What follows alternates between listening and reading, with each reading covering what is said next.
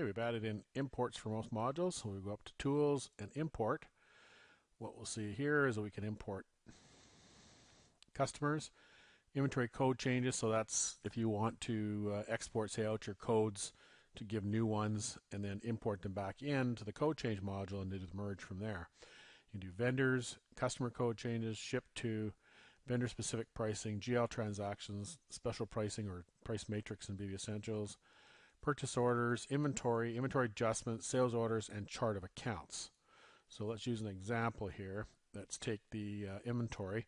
So what I've done here, first of all, is just removed a lot of the columns. So if I right click here, you'll see I've got a lot of the columns unchecked, so I don't see them all. For my export, it just cleans it up a little bit so you don't have to clean up your spreadsheet afterwards. So I'm just going to choose one vendor, say that vendor Amtron. Alternate one vendor Amtron, AMTRON. So these are going to just the ones I'm going to increase. So say Amtron's given us a price increase notice. So I'll export these to start with. We'll just throw them on our desktop. Save it as inventory. Yes, I want to replace it and open it. So now I'm going to use Excel to put my new sell price. So new sell 1. And here I'm going to go increase my sell prices by 5%. So this field equals my old sell price times 1.05. And I'll just copy that down so they're all filled out. Change that to 2 decimals. So format, number, 2 decimals. So now I'm just going to resave this spreadsheet. And I will exit from it. Close that, go up to Tools and Import again. And I already had it mapped out earlier for the file called inventory, so you notice that the fields are already showing up here that I had on my spreadsheet. So what I'm going to do now is match them up.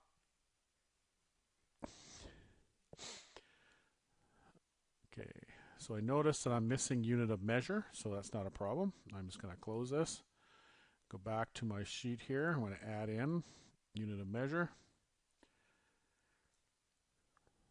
which is,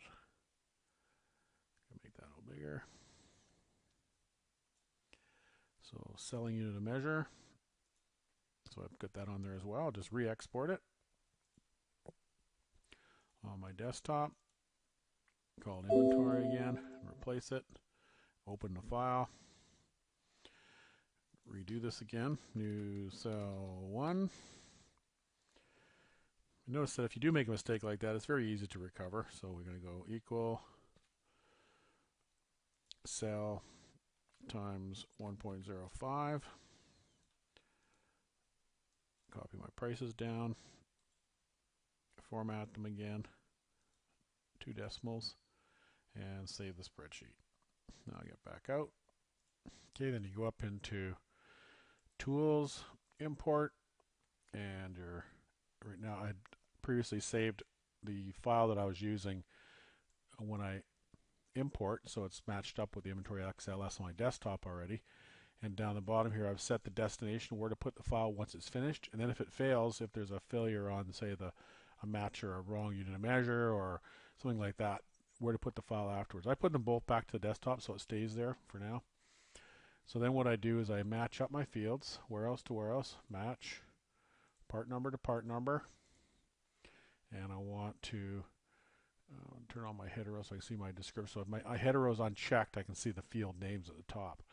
So now I want my new sell price to go to sell price 1. I could have done all the sell prices at the same time. And then my unit of measure, because we can have multiple unit measures, we have to set it, which one we're importing. Because we do the unit of measure import at the same time, so you can have it all on one spreadsheet instead of having to do them separately. So then you match that up. So that's all we really need at this point. We've got our new sell price in there. And we can save that now. So that way if I exit and I go back in again, it's also remembered all of that. So next time around when I do this, all I need to do is create a new spreadsheet and go directly to the import button. So I just hit my import, and then okay, it's got invalid currency string. Okay, so what happened here, the reason it's got invalid like that is because I have not told it that I have a header row, so it's trying to import some the field names into the items themselves. So I have to check has hetero, and I'll save that so for next time, then import it, and there we are. We got all these sell prices have been increased on this import with that 5%.